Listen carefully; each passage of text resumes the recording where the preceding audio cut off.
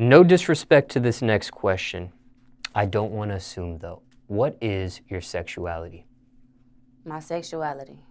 Yeah. My sexuality is whatever the fuck I feel like doing right then.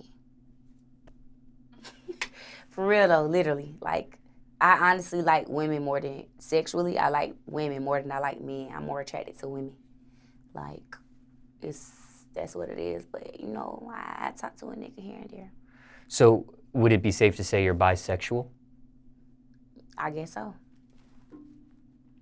Now, what is your opinion on Valentine's Day? My opinion on Valentine's Day? I feel like Valentine's Day, I feel like any holiday, to be honest, you can make it whatever you want to make it. It's like either you can make it all about materialistic or you can make it all about the love. You know what I mean? Everybody different. Favorite Valentine's Day memory, if you have one? My favorite Valentine's Day memory, I came home from work when I had a boyfriend, and he had me some Chanel shoes, some Flower Bomb when that shit was lit. This was like 4 or 5 years ago. He just had me a whole teddy bear, flowers, everything just right there on the kitchen table, girl. Yeah, this shit everywhere, right there on the kitchen table when I came in. So that shit made me, that was the first and last time I think I really ever got some shit from Valentine's Day and like celebrated it for real. Like that was like the first time that a person really took the time out. When I came home from work, I was just surprised with stuff. He bought me some Valentino slides. Yeah, I had a good Valentine's Day that year. And for time references, it's February 2021. Now, were these items, like the Valentino slippers, the Chanel shoes, were these something that you wanted or something that you've talked about before in front of him, or did he just do this? He just did it because he wanted to, because at the time, to be all the way G with y'all, I wasn't into perfume, didn't know what the hell no Flower Bomb was, and I ain't never wore it, that shit was stank. I wasn't really into materialistic, so I ain't really even tell him, like, nothing about none of that. He just did it, I guess. Well, obviously. Because, you know, sometimes females will hint at I their ain't hint partner. him. Nah, I didn't hint. I ain't hint. He had already bought me a Porsche, too, so it was like I was being lenient. I was trying to, like, not ask for too much, so I definitely didn't ask him for nothing. What's the status between you two now? Oh, of course he tried to get back at me, but I'm cool on it. Why'd you guys break up? We broke up because he was too insecure. Explain. Okay, this when I had my last straw.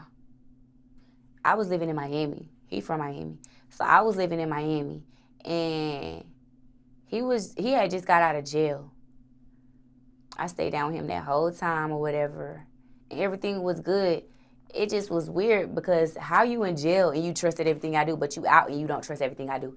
He would start saying, oh, my friend went to your job. They ain't see you. What? And I would be sitting right in the club. So it's like, what? In an empty club. So it was just like stuff like that. And then one time, this was a real last straw. I had told him, I don't have friends. Like, so when I told him, like, oh, I'm going out with my friend, it was probably shocking for him because he knew how I didn't really have friends. So that probably why he didn't trust me. But the girl lived in my neighborhood, in our neighborhood that we lived in. And that week, we had just been, her car broke down, so she had been riding from work to home with me because she stayed right there or whatever. So we started just building a friendship. I was trying to build a friendship with her or whatever. So this dude followed me one day when I was leaving the house. He followed me to her house thinking it was a nigga house. He walked up on my car while I'm outside waiting on her. And I just was like, this shit done went too far. This nigga done followed me from the house. Literally, this nigga done followed me from the house. This shit's getting out of hand. And then after that, like, he started trying to, like, basically, start little rumors or whatever. You know how people do when you break up. They try to start shit with everybody, however that go, whatever. Bitches come out the woodworks and however that go. So that's what it was. But now, that nigga be on my dick. For real, that nigga be on my dick. It ain't a nigga I ain't had that don't still want me. I'm just saying. Ha. So you broke it off with him? Yeah, I got the fuck on. I packed up all my stuff and I put my stuff by the door. This was like, I had to go get my mind right. I ended up going to Atlanta to make sure, like, this is what I want to do. Do I want to go back home? Because, like, I'm not happy type shit. And I went home to get a little taste of the city one time, and I made up my mind, like, but I'm finna get the fuck on. Went back, packed my stuff up. I told him I wanted to leave, whatever the case may be. Of course, he didn't want to hear it. He didn't really want me to leave. He trying to avoid me leaving. He took my purse. Like, he took my Chanel bag. And he took them same shoes he bought for Valentine's Day. He bleached them. He bleached all my clothes. He cut some of it up. Like, just all type of stuff. Like, so. It was a bad breakup or an ugly breakup. It was an ugly breakup. That was definitely, the ugliest breakup that I've had, I think, for sure. Like, where a dude just act up. But yeah, I packed up my stuff, and I went home with the bleached clothes. I went to Atlanta. And you actually moved there, or you just... I moved back to Atlanta. I was living in Miami, and I moved back to Atlanta. And when you referenced the club, you were an exotic dancer at the time. Mm-hmm. And how long was he in jail that you held him down for? He was in jail for about 8 months. I held him down. Was that the first time you ever held someone that was locked up? Held down someone that was incarcerated? Hell nah. I'm solid like that. I'm going to hold you down without intentionally holding you down. That's just, I'm going to answer the phone, put money on, like, that's just, it ain't nothing it's nothing. So that ain't the first person I done, even when it come to, it ain't even necessarily being in a relationship, I done held somebody down. I done held my homegirls down. I done held my partners down, like, you know what I'm saying? So that's just my character. But that was the longest time I done held somebody down who I was talking to. And that whole relationship there, from holding him down to the breakup and things getting ugly, what did that whole relationship, everything that happened there, what did you learn from that? What did you take away from that? What did that teach you? If anything? I didn't want to never show a nigga too much of me no more. After that, I was just like, boy, these niggas, because he started trying to talk to everybody who he knew I didn't fuck with. All the ops, literally made an op his whole girlfriend type shit. Like, so I just looked at that shit like, boy, I learned, like, boy, you cannot let a nigga know who you don't fuck with. Don't tell a nigga, ladies, do not tell a nigga you don't like that hoe. Do not tell a nigga that you don't fuck with that hoe, because that nigga, as soon as he get mad, he gonna throw it up, man, I'm finna go fuck that hoe. Or he gonna go fuck the hoe for real. So do not tell a nigga that you don't like a hoe. You feel me? Because that shit don't lead to nothing but some bullshit. You know the bitch gonna fuck the nigga, so you do the math. Period.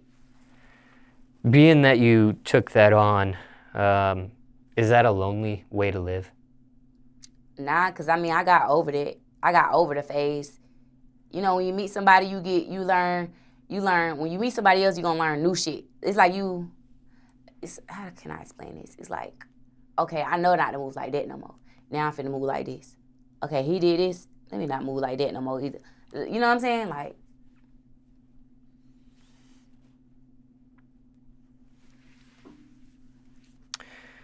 and when it comes to holding someone down that's incarcerated, what are some do's and don'ts with that? Whether it's in a relationship or a friend or whatever the case may be, just holding someone down while they're incarcerated. Holding someone down while they're incarcerated? Any do's or don'ts with that? Do's, gotta answer that phone. Gotta answer that phone as much as possible, because that little phone call be the brightening of their day. You know what I'm saying? If you can brighten somebody's day, why not do it? So as long as you can answer that phone, and don't if you know you ain't finna be, don't be in there trying to, if you know you not finna be able to answer the phone for a nigga how he wants to, don't be in there trying to make no nigga in jail, get on lock, now you got him in jail going crazy. Don't put a nigga through that. Don't do that. Like, if you know for real you ain't finna be all the way goddamn answering the phone, because that's what they want to do. They want to sit on the phone with you all day. If you can't do that, don't even play around with no nigga who locked up. Just be like, look, shit, I got some money on your books, whatever the case may be. I can make sure you straight on that end, but I ain't gonna be able to do the phone shit or whatever. But dudes, shit is common sense. Make sure they eating. That shit, they money, $50 go a long way in jail. Like, I think like $50 probably like worth 100, 200, or probably more than that, however it goes. So it's like, shit, just make sure they straight if you can. Because that be keeping it, especially folks who doing a long time, like, small stuff make them feel alive. Because in there you really feel dead, you know, real shit.